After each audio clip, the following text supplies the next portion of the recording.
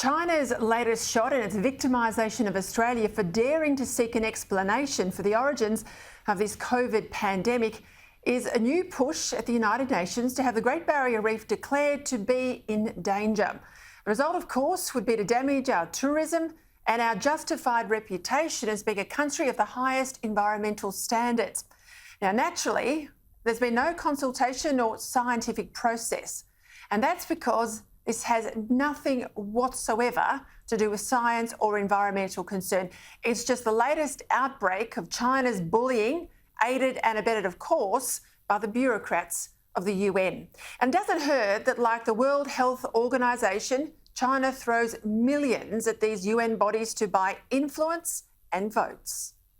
And here we have an international organisation tucked away in New York, making assessments on us over here in Queensland without any science, without actually doing proper due diligence, is just ridiculous. And I think it actually belittles the organisation that it's actually there to represent, and we would encourage them to actually revisit that and try and have a good hard look at the facts and the science, rather than doing it from the desk of the UN.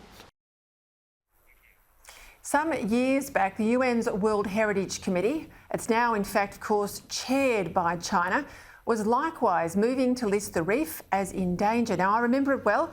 I was the then PM's Chief of Staff, and we were trying to deal with a problem inherited from the former Labor government, who talked a big game, of course, on the environment, but did very little actually that was practical. Back then, the problem was more real than it is now, with farm runoff threatening water quality in and around the inner reef. But with a commitment of around an extra 100 million, all the water quality indicators were headed in the right direction, and the UN gave the reef a clean bill of health. Australia will always stand up for our national interest. We will work closely with all state parties in the World Heritage System to ensure they understand why Australia believes it is wrong to single out the best managed reef in the world for this potential in danger listing.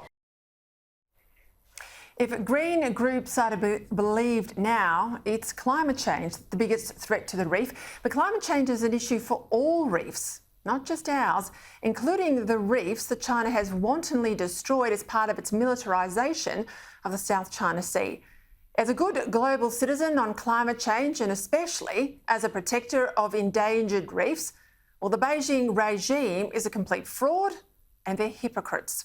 China is now responsible for 30% of all global emissions, and that figure is rising fast. China says that its emissions will increase, yes, increase, not reduce like Australia's, at least for the next decade. Yet China dares to lecture us. China has turned at least half a dozen reefs in and around the South China Sea into artificial islands, complete with military airstrips. Millions of tonnes of sand has been dredged, and millions of tonnes of concrete has been laid on top of coral, just so the Chinese dictatorship could boost its military domination of the seaways, carrying around 50% of the world's shipping.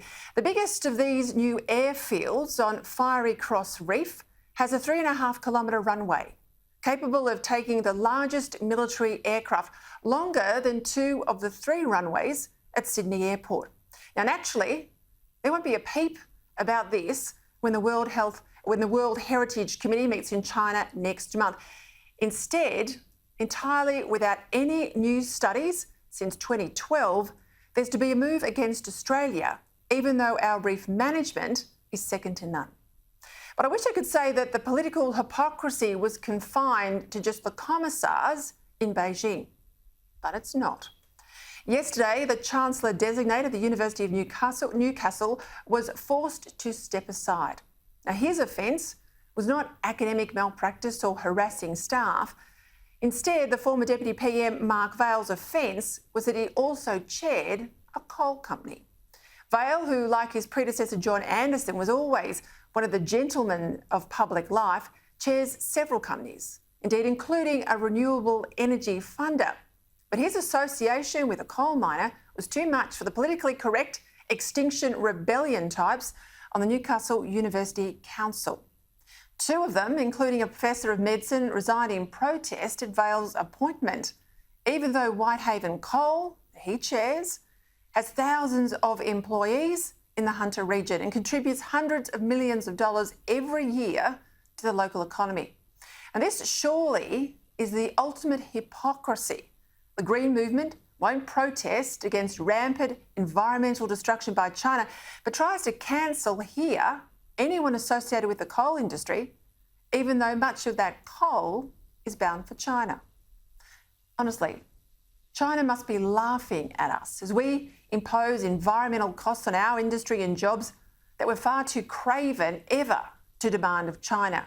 We are weakening ourselves as a country every single day while we keep strengthening our main strategic rival. It's crazy. Australia, when are we going to wake up?